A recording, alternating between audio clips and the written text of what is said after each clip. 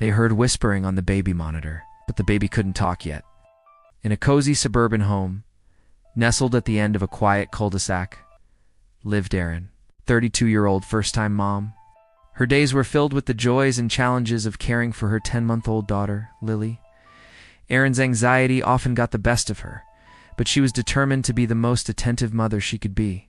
One night, as the moon cast eerie shadows through the nursery window, Erin awoke to a strange sound coming from the baby monitor.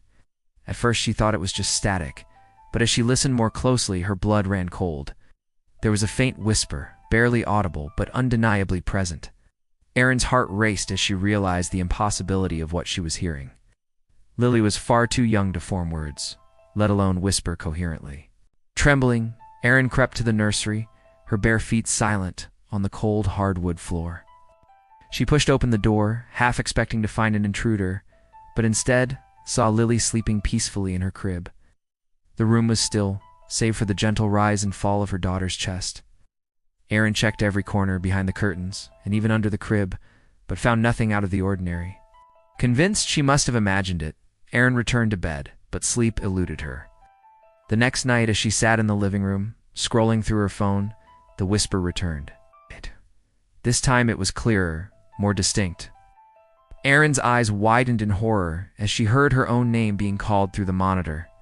Erin, Erin, The voice was soft, almost childlike, but with an unsettling edge that made her skin crawl. Panic gripped Erin as she rushed to Lily's room, flinging open the door. Once again, she found her daughter sleeping soundly, oblivious to the terror unfolding around her.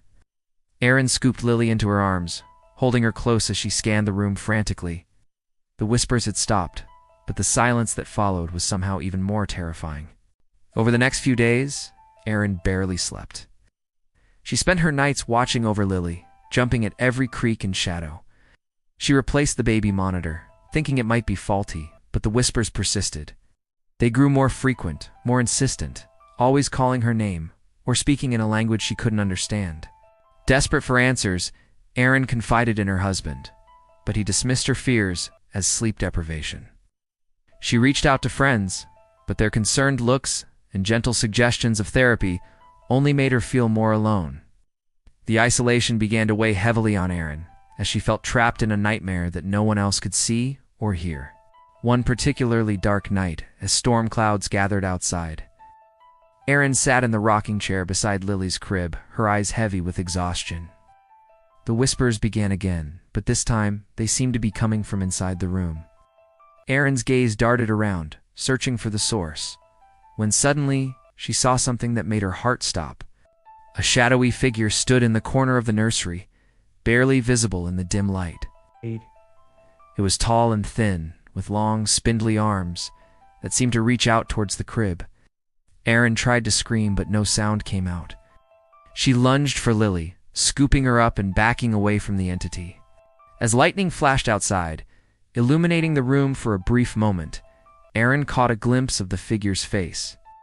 It was featureless, save for a wide, gaping mouth that seemed to stretch impossibly far.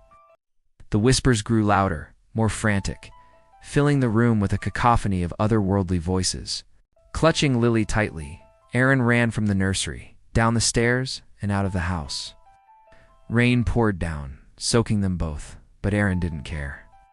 She ran until her legs gave out, collapsing on a neighbor's porch as she frantically pounded on their door. In the days that followed, Erin and her family moved out of the house, unable to shake the terror of what had happened. They never returned, and the house stood empty, a silent testament to the horrors that had unfolded within its walls. Years later, long after Erin had convinced herself, it was all a product of postpartum anxiety. She received a call from the new owners of their old home. They had found something in the attic, hidden behind a false wall. It was an ancient-looking baby monitor, covered in strange symbols. And as they held it up to show Erin over video chat, a familiar whisper crackled through the speaker, sending chills down her spine. Erin, we've been waiting for you to come home. If you enjoyed this chilling tale, don't forget to like and follow for more spine-tingling stories. But be warned, once you tune into these dark frequencies, you might find it hard to silence the whispers in the night.